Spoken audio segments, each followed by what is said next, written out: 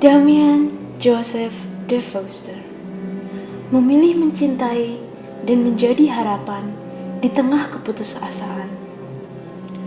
Tremelo, Belgia, 3 Januari 1840. Lahirlah dia.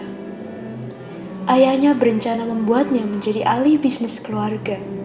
Namun Joseph berdiri teguh, menjadi religius, memulai novisiatnya pada 1859 dengan kongregasi Hati Kudus Yesus dan Maria di Louvain, mau ngambil nama Damien.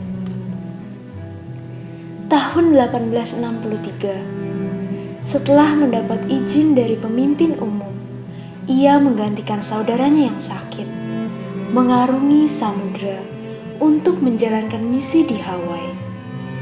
Memulai tugas pastoralnya setelah ditahbiskan menjadi imam 21 Mei 1864. Sebuah langkah oleh pemerintah Hawaii untuk menghentikan penyebaran kusta saat itu.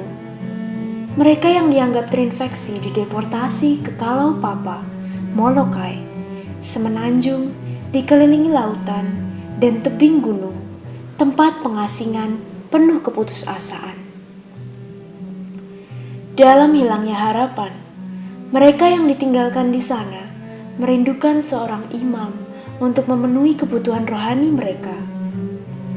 Damien berangkat sebagai yang pertama pada 10 Mei 1873, tiba sebagai cahaya di tengah doa yang terlunta. Kerinduan penduduk Kalau Papa akan harapan menggerakkan hatinya untuk tetap tinggal di Molokai. Di antara para penderita kusta, terabaikan dan sendiri, ia membawa cinta yang tak tertandingi.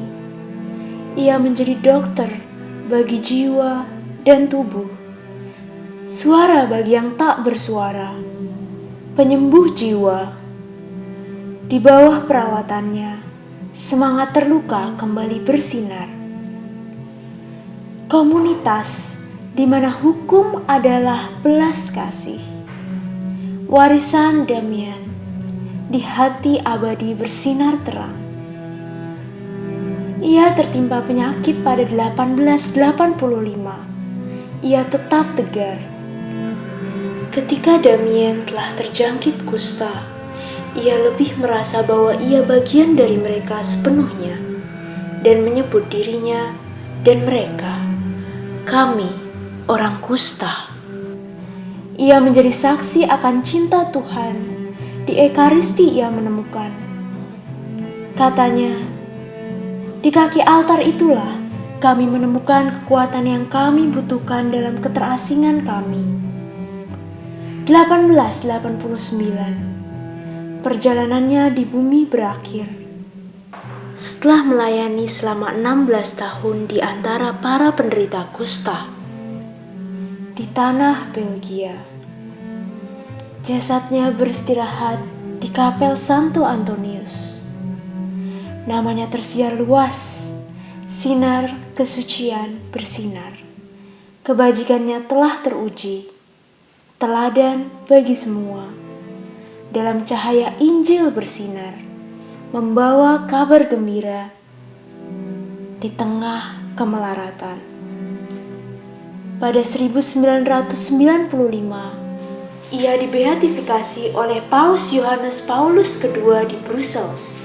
Pada 11 Oktober 2009, beliau diangkat menjadi santo oleh Paus Benediktus XVI.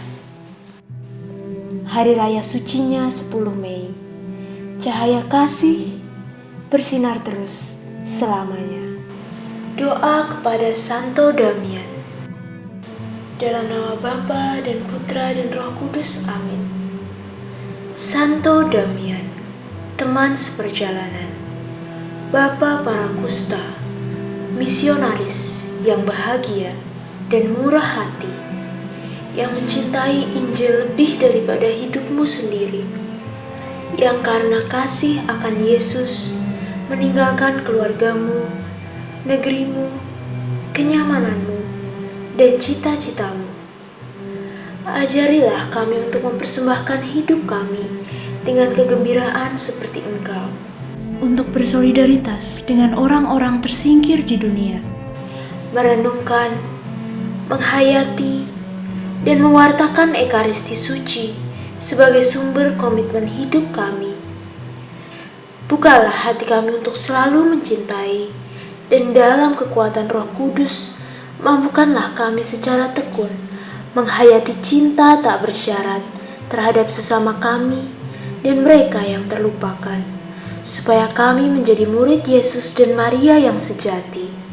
Amin. Dalam nama Bapa dan Putra dan Roh Kudus. Amin.